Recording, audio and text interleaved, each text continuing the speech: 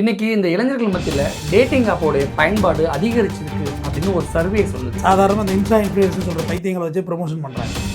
அவங்களே வந்து உங்களுக்கு தெரியாதா ஃப்ரெண்ட் ஆப்பை பற்றி தெரியாதான்னு சொல்லி அவங்க ப்ரொமோட் பண்ணாங்க.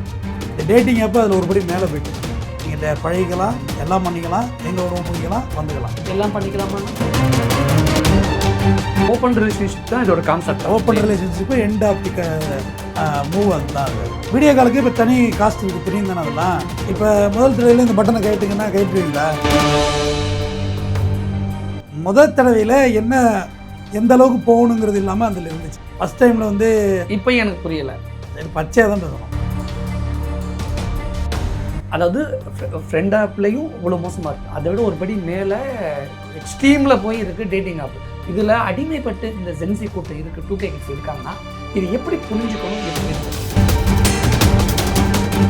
இன்ஸ்டாகிராம்லேயே நடக்கலன்னு சொல்லுவீங்களா? வாட்ஸ்அப்பில் குரூப் வச்சு பண்ணாங்களே இன்ஸ்டா பிரபலங்கள், அதுக்கு என்ன சொல்கிறீங்க? இங்கே இருந்தால் கண்டுபிடிச்சானது அந்த இன்ஃப்ளூயன்ஸுங்கிற வார்த்தையை கேட்டாலே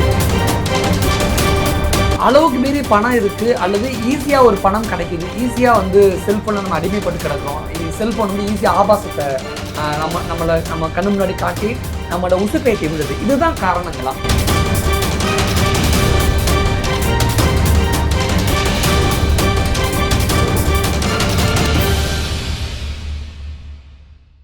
வணக்கம் சார். வணக்கம்.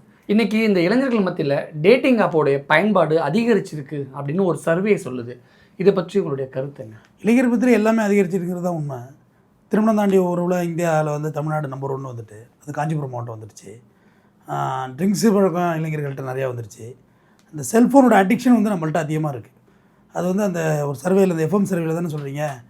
இப்போ அதில் பார்த்தீங்கன்னா முதல்ல இந்த ஃப்ரெண்ட் ஆப்னு ஒன்று வந்துச்சு. ஃப்ரெண்ட் ஆப் வந்து ஒரு டெலிவிஷன்லேயே எனக்கு நேராகவே அந்த ஆப்பை ஓப்பன் பண்ணி டாப்பில் இருந்து கேமரா வச்சு எடுத்தோம். அவங்க பழக அவங்களுடைய அது வந்து ஆப்பே கிடையாது. அது ரொம்ப கேவலமானது. அது நேரடியாக ஒரு பாலியல் தொழில் பண்ணுறதுக்கான அதுக்கு ஒரு பேர், அது வேணால் ஆப்பு. சாதாரணமாக இந்த இன்ஸ்டா இன்ஃப்ளூயன்ஸ் சொல்கிற பைத்தியங்களை வச்சு ப்ரொமோஷன் பண்ணுறாங்க. அவங்களே வந்து உங்களுக்கு தெரியாதா ஃப்ரெண்ட் ஆப்பை பற்றி தெரியாதான்னு சொல்லி அவங்க ப்ரொமோட் பண்ணாங்க.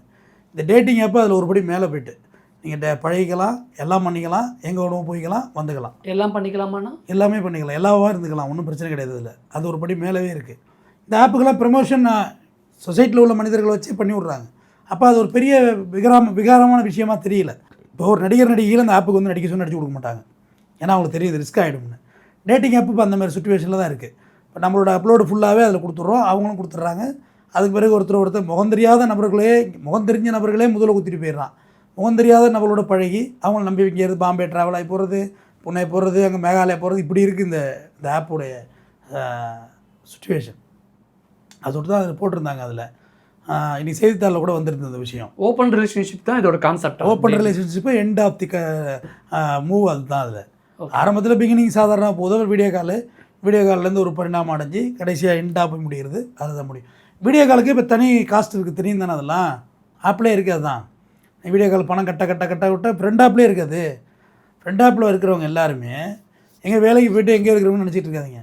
சும்மா சேவனேன்னு தூங்கினபடியே எழுந்து முகத்தை காமிச்சிட்டு பேசுகிறது, ரீசார்ஜ் பண்ணிகிட்டே இருக்கணும், அதில் காசு போட்டுக்கிட்டே இருக்குது. அது அந்த நிறுவனம் போட்டுச்சு எனக்கு வேண்டி உட்காந்து.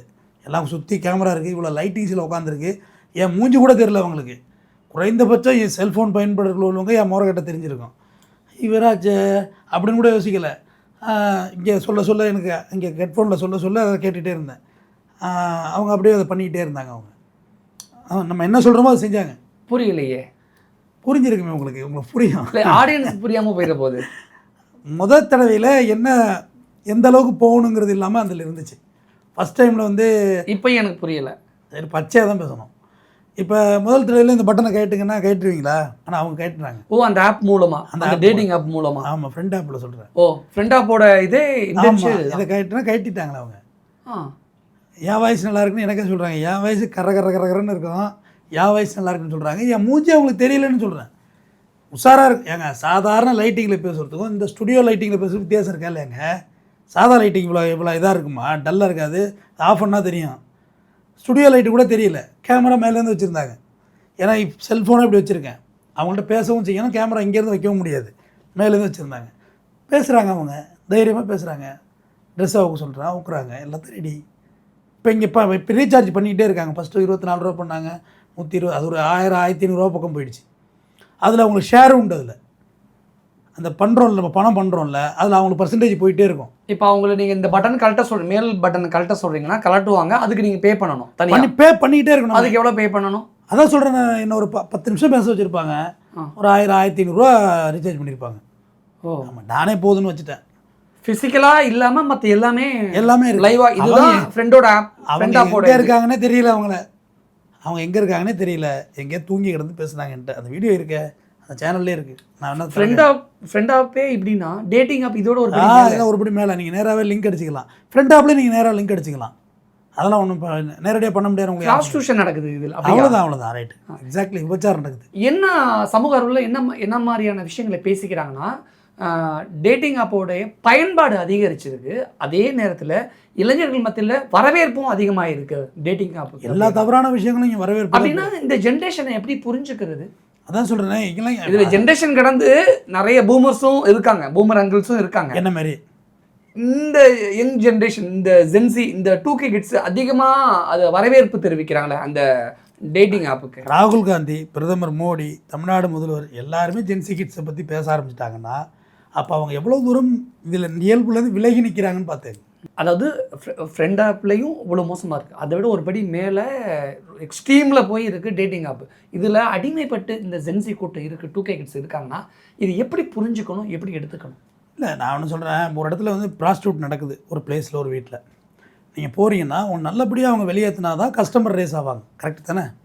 உங்கள்ட்ட ஏதாவது செல்ஃபோனை பிடிங்கிட்டு உங்கள் நகரண்டெலாம் பிடிங்கிட்டு விரட்டினாக்க கஸ்டமர் ரேஸ் ஆகாது, கண்டிப்பாக போலீஸ் ஸ்டேஷன் போயிடுவான். ப்ராஸ்டியூட்டும் மாட்டிக்கும், நகரண்டை திருடினதையும் மாட்டிக்கும். அதேமாரி ஒரு இடத்துக்கு அவங்க ப்ராஸ்டியூட் பொம்பளை வர்றாங்க, உங்கள் பிளேஸுக்கு வர்றாங்கன்னா, ஒரு உதாரணத்துக்கு இப்போ டோர் ஸ்டெப் டு ஸ்டெப்பெல்லாம் இருக்குது, ஆப்பில் போட்டு பாருங்கள், டோர் ஸ்டெப் டு ஸ்டெப்புக்கெல்லாம் ஆள் இருக்கிறாங்க. நீங்கள் வர்றாங்கன்னா நீங்கள் அவளை சேஃப் ஜோனாக அனுப்பணும், ஏன்னா உங்கள் பிளேஸ் அது, அக்கரன்ஸ் பிளேஸ், உங்களோட வீடு அது, பிரச்சனையாகிடும், அக்கம் பக்கத்தில் வெளியே போய் சத்தம் போட்டான்னு. ஆனால் அந்த டேட்டிங் ஆப்லலாம் யாரை நம்பி போவீங்க? ஒரு இடத்துக்கு வர சொல்கிறாங்க, நீங்கள் நம்பி போகிறீங்க, யாரை நம்பி போகிறது? சரி, அவங்க தான் யாரை நம்பி வருவாங்க, அந்த பொண்ணுங்க தான் யாரை நம்பி வருவாங்க சொல்லுங்கள். இங்கே வர்றவங்களுக்கு வந்து நான் எவ்வளோ சொல்லுவேன், ஒரு பாலியல் ரீதியான டிசீஸ் கூட யாருக்காவது இருக்கலாம், போத்தில் யாருக்கோ ஒருத்தருக்கு எய்ட்ஸ், வீடு, இதுமாரி கூட இருக்கலாம்ல. அப்போ நீங்கள் எந்த நம்பிக்கையில் அவங்களோட பழக போகிறீங்கன்னு கேட்குறேன். கான்ஃபிடென்ட் வேணும்ல, அந்த கான்ஃபிடென்ட் லெவலே தப்பு. ஆக்சுவலாக 2K கிட்ஸுக்கு எய்ட்ஸை பற்றியே தெரியல. எய்ட்ஸ் இருக்குல்ல, HIV, அது ஒரு சர்வே சொன்னிச்சே, அதாவது ஆணுரை சேல்ஸோட விகிதாச்சாரம் எவ்வளோ குறைஞ்சிருக்குன்னு சொல்கிறாங்க. விகிதாச்சாரம் அதிகமாக இருக்கணும்ல, அப்போ விகிதாச்சாரம் குறைஞ்சிருக்குன்னு சொல்கிறாங்க. அது எப்படி? அது அப்போ இது மாதிரி வேறு ஏதோ சிக்கல் இருக்குல்ல அதில். அதாவது நம்மளை சுற்றி நடக்கிற எல்லா மாற்றங்கள்லையும் ஏதோ ஒரு பிரச்சனைகள் இருக்க தான் செய்யும். செல்ஃபோன் வந்திருக்கு, அதிலோட வளர்ச்சி, விஞ்ஞான வளர்ச்சியோட உச்சம், ஆனால் அதில் ஏதோ ஒரு மைனஸ் இருக்க தான் செய்யும், ட்ராபேக் இல்லாமல் இருக்காது. இந்த ஆப்புகள்லாம் உங்களை எப்படியோ இந்த செல்ஃபோனுக்குள்ளே என்கேஜாகவே நீங்கள் இருக்கணுங்கிற முடிவு எடுத்துட்டான். ஆல்ரெடி இன்ஸ்டாகிராமு இதெல்லாம் நம்மளை எங்கே அதை விட்டு விலக விட்டுருன்னு சொல்லுங்கள். இன்ஸ்டாகிராம்லேயே ப்ராஸ்டியூட் நடக்கலைன்னு சொல்லுவீங்களா? வாட்ஸ்அப்பில் குரூப் வச்சு பண்ணாங்களே இன்ஸ்டா பிரபலங்கள், அதுக்கு என்ன சொல்கிறீங்க? எங்கே இருந்தால் கண்டுபிடிச்சானு தெரியல. இந்த இன்ஃப்ளூயன்சருங்கிற வார்த்தையை கேட்டாலே இரிட்டேட் ஆகுது. அப்படியே இன்ஃப்ளூயன்சர் மீனிங்கே வேறுங்க. இன்ஃப்ளூயன்ஸுங்கிறது உங்களால் சொசைட்டியில் ஏதாவது செய்ய முடியணும், அது பேர் தான் இன்ஃப்ளூயன்ஸ். நல்ல விஷயங்கள் செய்ய முடியணும், அது பேர் இன்ஃப்ளூயன்ஸ். இவங்கெல்லாம் இன்ஃப்ளூயன்ஸராங்க, இவங்கெல்லாம் யாருங்க? இவங்கெல்லாம் அப்படியே போதுங்க. இந்த ஒரு 2-3 காசில் ஒருத்தன் ஃபஸ்ட் நைட் வீடியோ ஏற்றி விட்டு கார் வாங்குறான், அடுத்த நாள் அவங்க மாமனாரும் அங்கே வர்றாங்க, மாமியாரும் அங்கே வர்றாங்க, அப்பனும் நிற்கிறான், ஆயாலும் நிற்கிறான். டேய், எதை நோக்கிடா போகிறீங்க? ஃபஸ்ட் நைட் வீடியோவை பிள்ளைங்களும் சேர்ந்து நிற்கிது கார் வாங்குறதுல. அப்போ என்ன மனநிலையில் இவங்க இருக்கிறாங்க? அவன் ஃபஸ்ட் நைட் நடக்கிறது எத்தனை வருஷம் முன்னாடி எடுத்திருப்பாங்க, அப்போயே ஷூட் பண்ணியிருக்காங்க. அதுக்கு அந்த பொம்பளையும் ஒத்துழைச்சிருக்கு. இவங்க இது மாதிரி இன்ஸ்டாவில் 4 ஆட்டம் ஆடி, யூடியூப்பில் ஒரு 4 வீடியோ போட்டு நெஞ்சு வெடிக்க பேசுகிறோம். இதை பார்க்க நாதி பைபிளில் இல்லை. ஆனால் அவங்க திக்குன்னு குதிச்சா அதை பார்க்குறது இப்போ லட்சம் ஃபாலோவர்ஸு, மில்லியன் ஃபாலோவர்ஸு. ஒரு சின்ன பையன் ஷாம்பு ஊற்றி நான் வாயில் போடுற பானிபூரிங்கிறான், அவனை பார்த்தா 3 மில்லியன் ஃபாலோவருங்கிறாங்க. அவனெல்லாம் மனநல காப்பகத்தில் கூட சேர்க்கணும், சிறுவர் சீர்திருத்த மனநல காப்பவர்கள் அதில் சேர்க்கணும். நான் பாருங்கள், இப்போ கிணத்துல குதிக்க போகிறாங்க, நான் சுற்றி அந்த கேமராவோட இன்னொரு ஷூட் வெளியிட்டாங்க. சுற்றி இது மாதிரி கேமரா, பெரிய கேமரா இருக்குது, இந்த ட்ரைபேட் கேமரா இருக்குல்ல பெருசு, சுற்றி அவனுக்கு லைஃப் ஜாக்கெட் இருக்குது, சுற்றி ஆளுக நிற்கிறாங்க அவனை காப்பாற்றுறது லைஃப் ஜாக்கெட்டோட. ஆனால் நம்பிட்டு போய் குதிச்சிருவானா இல்லையா? அந்த அவன் பண்ணுற மாதிரி பண்ணுறான்னு சொல்லி குதிச்சா என்ன செய்யுது? நான் வந்து மாதிரி நம்மளை மாதிரி பேசுகிறவங்கள கெட்ட வார்த்தையில் திட்டுறான் அந்த பையன், சின்ன பையங்க அவன், கெட்ட வார்த்தையில் திட்டுறான் அவன். அப்போ இது எதை நோக்கி போகுது? அவங்க வீட்டில் ஏதோ தான் புள்ள இன்ஸ்டாவில் பண்ணி சம்பாதிக்குது, அவ்வளோதான், அவங்கள யூடியூப்பில் பண்ணி சம்பாதிக்குதுன்னு தான் இந்த முடிவு தானே வர்றாங்க. யூடியூப்பில் லைவ் போடுறாங்க. யாராவது லைவ் போட்டு ஒரு 200 பேருக்கு மேலே யாராவது பார்த்துருக்காங்க? இதே ஒரு insta influencer Trichy Sadhana live போட்டுச்சுன்னா கொட்டுது காசு அப்படியே. வாடா வாடா வாடா டே வாடா வாடா வாடா வாடாங்குது எல்லாரையும் பார்த்துட்டே உட்காந்துருக்கானுங்க. அப்போ எதை நோக்கி பயணிக்குதுன்னு கேட்டீங்க. நான் சொல்கிறதெல்லாம் எதை நோக்கி பயணிச்சது சொல்லுங்கள்? ஆபாசத்தை நோக்கி. சமூக அங்கீகாரம் பெறாத ஒரு விஷயத்தை அங்கீகாரம் ஆக்குறீங்கன்னு சொல்கிறேன். நானும் அந்த ஒட்டுமொத்த 90s கிட்ஸுமே டேட் போகிறது அப்படிங்கிறத பாய்ஸ் படத்தில் தான் எல்லாமே இது பண்ணிட்டாங்க. பேசி பழகுறது, அப்படியே ஒரு லஞ்சோ டின்னரோ வாட்டவர் ஏதோ ஒன்று சாப்பிட்டுட்டு பேசிட்டு பிடிச்சிருந்தா பழகுறது, இதுதான் டேட்டிங் அப்படி மாதிரிலாம் சொன்னாங்க. ஆனால் இன்றைக்கி டேட்டிங் ஆப் மூலமாக அது விபச்சாரமாக இன்றைக்கி பரிணாமம் பெற்றிருக்கு அப்படிங்கிறதெல்லாம் ஜீரணிச்சிக்க முடியல. விபச்சாரம்னு வச்சுக்கலாம், பணம் இல்லாமலும் பழகுதலாக வச்சுக்கலாமே. ஏன் விபச்சாரம்னு அதையா ஒரு அன்பார்லிமெண்ட் வேடாம ஃப்ரீ செக்ஸ், அதுக்கு ஃப்ரீ செக்ஸாகவும் இருக்கலாம். அது அவங்களோட மனநிலை. அப்போ சமூகத்தோட சீரழிவு. கடைசியாக வீடியோ எடுத்து வச்சுட்டு மிரட்டுவாங்க. இவரோட வீடியோ பார்த்தீங்கன்னா அவரோட வீடியோ பார்த்தீங்களான்னு மிரட்டுவாங்க. ஒட்டுமொத்த சொத்தையும் எழுதி வாங்குவாங்க, மிரட்டுவாங்க, மெயின்டெனன்ஸுக்கு பணம் கேட்பாங்க, எல்லாம் செய்வாங்க. இந்த ஃப்ரெண்ட்ஸ் ஆப், டேட்டிங் ஆப்பை பேரண்ட்ஸோட பாயிண்ட் ஆஃப் வியூலேருந்து அல்லது வீட்டில் ஒரு அண்ணனா ஒரு அப்பாவா ஒரு அக்காவா அவங்களோட பாயிண்ட் ஆஃப் வியூலேருந்து பார்க்கும் பொழுது இது எப்படி புரிஞ்சுக்கணும், எப்படி அவங்க ஹேண்டில் பண்ணணும் இதெல்லாம்? இப்போ ஊரில் வந்து மொத்தம் 4 பேர் தான் அதில் சேர்ந்துருப்பான். ஒரு 10 வருடம் கழிச்சு ஊரில் சேராமல் 4 பேர் தான் இருப்பாங்க. கரெக்டு தானே? அதுதானே மாற்றம். மாற்றம்னா என்னென்ன? இங்கேருந்து இங்கே மாற்றம், நல்ல இடத்துல சுடுகாட்டுக்கு மாற்றம், அதுதானே நடக்குது. இது ஒரு ஆரோக்கியமான விஷயமா? இது தண்ணி அடிக்கிறான்னு அவனு கூட ஒரு மாரல்ஸ் கற்பிக்கலாம். ஏதாவது உள்ளே போகுது, குடிக்கிறான், போதையாக இருக்கான், தின்றான், ஏதோ பண்ணி தொலைகிறான். ஆனால் இவங்க வந்து அக்கப்போருக்குள்ளே போயிடும், பணமும் போயிடும், காசும் போயிடும், உங்களுடைய நல்ல ஒழுக்கம் போயிடும். அதாவது பக்தி முக்கியமாக இல்லைங்கிறது ஒழுக்கம் முக்கியங்கிற மாதிரி நான் சொல்லுவேன். பக்திங்கிறது 2வது பட்சமாக வச்சுக்குவோம். But discipline is most important. இது எதுவுமே கிடையாது. இப்போ 90s கிட்ஸை பற்றி சொன்னீங்க. டேட்டிங்னா நீங்கள் எங்கே போயிடுவீங்க? 90s கிட்ஸ் தான் நீங்கள். 90 கிட்ஸா 80 கிட்ஸா நீங்கள்? 90s kids. ரைட்டு. நீங்கள் டேட்டிங்னா எங்கே போயிருப்பீங்க? அதை விட்டு மெரினா பீச் போயிருப்பீங்க. ஏன்னா சுட்டல் வாங்கி கொடுக்க தான் காசு இருந்திருக்கும். வேறு ஆப்ஷன் எங்கே இருக்குது? லாஜிக் போனால் போலீஸ் ரைடு வந்துடும், அப்படி தான் நமக்கு தெரிஞ்சிருக்கும். இப்போ ரைடும் இல்லை. சுப்ரீம் கோர்ட்டு சொல்லுது ரூம் போட்டுக்கலாம், ஒன்றா கூட போட்டுக்கலாம், ஒரே ரூமில் இருக்கலாம், ஆண் நண்பர்களாக பெண் நண்பர்களாக இருக்கலாம், யாரும் எதுவும் கேட்க முடியாது சுப்ரீம் கோர்ட் சொல்லிட்டு. நம்ம இருந்த காலங்களில் மெரினாவில் போய் உட்காந்துருந்தாலே போலீஸ் குதிரையில் வந்து திறத்திருக்கு. ஞாபகம் இருக்கா உங்களுக்கு? இல்லை, ஞாபகப்படுத்துங்க. எல்லோரும் அந்த இடத்துக்கு அழைச்சிட்டு போங்க, இப்படியெல்லாம் இருந்திருக்கா அந்த ஊருன்னு. அப்புறம் தான் ஹைகோர்ட்டு சொன்னிச்சு, அது எப்படி ஒரு பொது இடத்துல ஒரு ஆணும் பெண் உட்காந்துருக்கணும், திறத்துவீங்க, நேரத்துக்கு வீட்டுக்கு போக சொல்லுங்கள். பட் எப்படி பகலில் குதிரையில் வருவாங்க, சட்டா சட்டா சட்டுன்னு போலீஸ் விட்டு அடிப்பாங்க லட்டி எடுத்துகிட்டு வந்து. அப்போ கூட நம்ம கொண்டு மாட்டோம்னு வச்சுங்களேன். தனியாக தான் பீச்சுக்கு போய் தனியாக ஊட்டிக்கு தனியாக தான் போகணுமாங்கிற மாதிரி மணிவண்ணன் சொல்கிற மாதிரி தான் இருந்துச்சு வாழ்க்கை. ஏன்னா காரில் பொருளாதார சூழ்நிலை. அப்போ நம்மள்ட்ட காசு இல்லை, நம்ம என்ஜாய் பண்ணணும்னு நினச்சப்ப பணம் இல்லை. மற்றபடி என்ஜாய் பண்ண தெரியாமையோ நம்ம என்ன உயிரற்ற ஜடமாக என்ன, காசு இல்லை, வருமானத்தை நோக்கி பயணிக்கணும். 23 வயசில் ஓட ஆரம்பிச்சு இந்த வயசு 40 வருமானம் பண்ணுறதுலாம் நம்ம முழு நேரம் இருக்கு. உங்களுக்கும் அப்படி தான் இருக்கும், நான் எதிரே மறுக்கையெல்லாம் இல்லை. அப்புறம் அடுத்த காலகட்டங்கள் வந்து பிள்ளைங்கள் வந்து மொபைல் ஃபோன் வந்துச்சு. இன்றைக்கி வந்து ஒரு பைக் ஒன்று வாங்கணுன்னா நம்ம எவ்வளோ கஷ்டப்பட்டோம். நீ 10,000 டவுன் பேமெண்ட் கட்டு, அப்பாட்ட சொல்கிறான் அவன் 10,000 கட்டி நீ நான் ரேபிடோ ஓட்டி நான் டியூ கட்டிக்கிறேன், வேலையை பார்த்துட்டு போ, அந்த மைண்ட் செட்டுக்கு வந்துட்டான். 10,000 கட்டுறியா இல்லை டவுன் பேமெண்ட் 0 டவுன் பேமெண்ட் எடுத்துக்கட்டுமாங்கிற லெவலில் வந்துருச்சு. நம்மளதில் செல்ஃபோனை நீங்கள் எப்போ பார்த்தீங்க? கேமரா ஃபோனை எப்போ பார்த்தீங்க? எனக்கு தெரிஞ்சு 2010 தான் நான் வாங்கினேன்னு நினைக்கிறேன். எனக்கு தெரியலையே, 10 13 தெரியலையே. செல்லு 2004 நம்ம தான் கைக்கு வந்துச்சு. சோனி எரிக்சன் ஒரு செல்லு வந்துச்சு. ரைட். அப்படி ரீசார்ஜ் கூட பண்ண தெரியாது, இன்கமிங் வராது, அவுட் கோயிங் வராது. ஏன்னா யாராவது தெரிஞ்சால் தானே இப்போ யார் பண்ணுவான், எடுத்து பார்க்குறது, பஸ்ஸில் காமிச்சு வச்சுக்கிறது. இப்போ ஏன்டா ஃபோன் அடிக்குதுங்கிற மாதிரி இப்போ உள்ள மனநிலை. கால மாற்றங்கள். செல்ஃபோனை முழுசாகவே நமக்கு யூஸ் பண்ண தெரியலைங்க. அப்போ அளவுக்கு மீறி பணம் இருக்குது அல்லது ஈஸியாக ஒரு பணம் கிடைக்கிது, ஈஸியாக வந்து செல்ஃபோனை நம்ம அடிமைப்பட்டு கிடக்கிறோம்.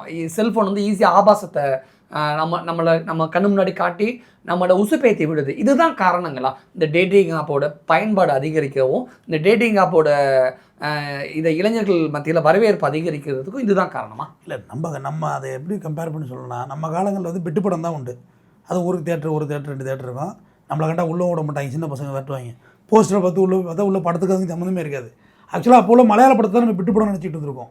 அங்கே வந்து சேலை போடாமல் வர்றது நார்மலைஸான சினிமா அது. பட் நம்ம நினச்சிட்டு இருந்து இதுதான் பெட்டு படம் அப்படின்னு சொல்லி. அது ஊரில் 2 தேட்டர், ஒரு தேட்டருக்கு குப்பை, அதாவது தேட்டரை ரன் பண்ண முடியாத காலங்களில் உள்ளது. ஆனால் இன்றைக்கி அப்படி இல்லையே, செல்ஃபோன் உங்களை டிஜிட்டலைஸ் பண்ணி கொடுத்துருச்சு. அப்போ வந்து அது ரகசியம் காக்கப்படலை. செல்ஃபோனில் நீங்கள் என்ன தப்பு பண்ணுறேன்னா யாருக்குமே தெரியல. ஒரு ரூமில் உட்காந்து இங்கே உலகத்தையே அதுக்குள்ளே கொண்டு வந்துடலாங்க. சேட்டிங் பண்ணுறது சொல்கிறேன், உலகத்தையே அதுக்குள்ளே கொண்டு வந்துடலாம். போர்வையை போத்திக்கிட்டு அடித்து தள்ள வேண்டியதானே, பவர் பாண்டி மாரி அடித்து தள்ளலாம் போகுது. உலகத்தையே அதுக்குள்ளே கொண்டு வந்துடலாம். உங்களை விஷுவலைசேஷன் பண்ணலாம், வீடியோ கால் பண்ண வச்சிடலாம், எல்லாமே பண்ணுறாங்களே. வீடியோ காலுக்கு தனி ஆப்பே இருக்கு. ஃப்ரெண்ட் ஆப்பில் போய் வீடியோ காலுக்கு தனி ஆப்ஷன் இருக்குது. சைடில் இருக்குது, பணத்தை கட்டுங்க, உங்களுக்கு ஆப் காமிப்பாங்க. லேடிஸ் வருவாங்க, வீடியோ கால் பண்ணுங்கள், வீடியோ ரெக்கார்ட் பண்ணி வச்சுட்டு அப்புறம் மிரட்டுவாங்க, பணத்தை கட்டுங்க. இந்த டேட்டிங் ஆப்போட வருகை அதிகரிச்சிருக்குல்ல, இதுக்கு காரணம் இந்த ஜென்சி, இந்த இளைஞர்கள், இந்த 2K கிட்ஸு பாலியல் வறட்சியில் இருக்காங்களா? இதுதான் காரணமா? பாலியல் வறட்சிங்கிறத விட பிஞ்சிலே பழுக்கணும்னு நினைக்கிறாங்களா, அல்லது பிஞ்சிலே எல்லாத்தையும் பார்த்தணும்னு நினைக்கிறாங்களா?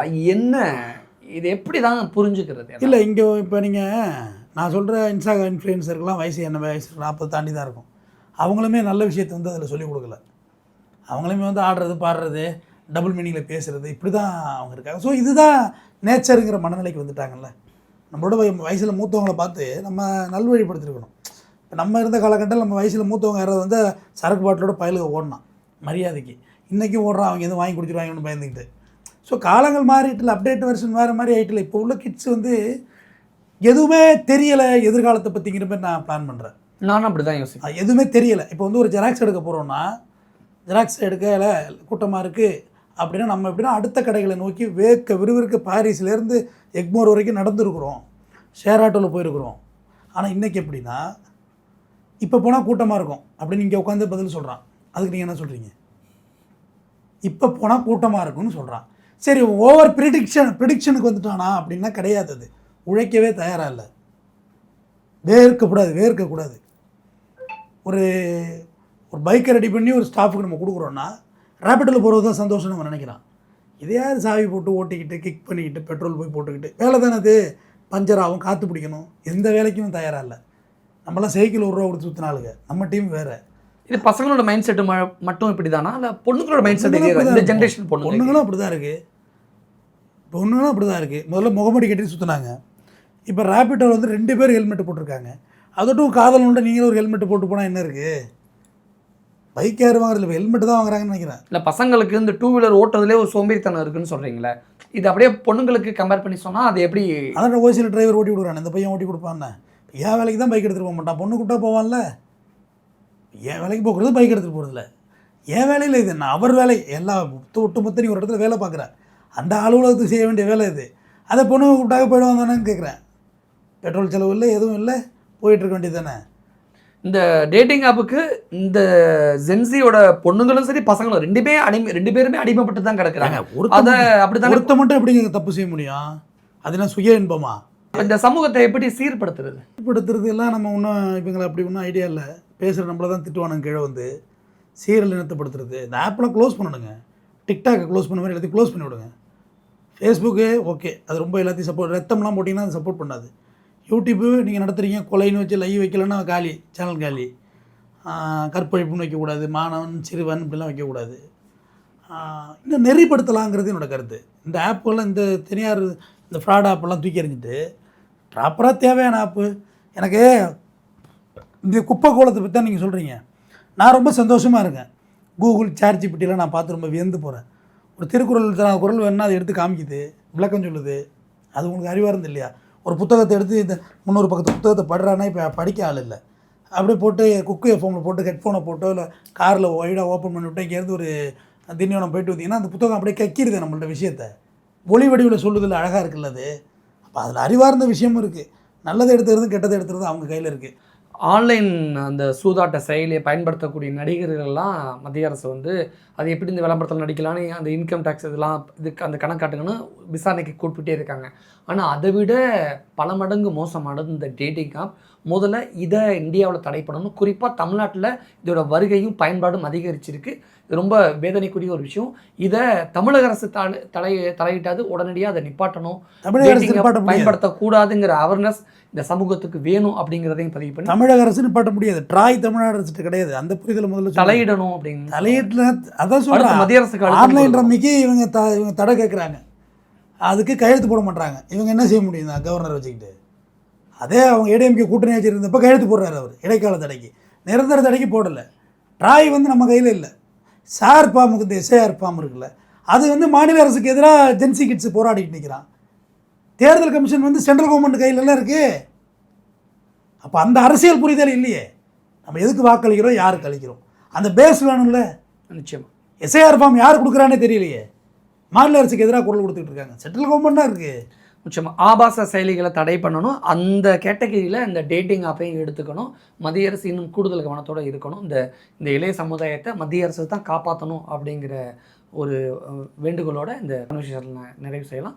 நன்றி சார்.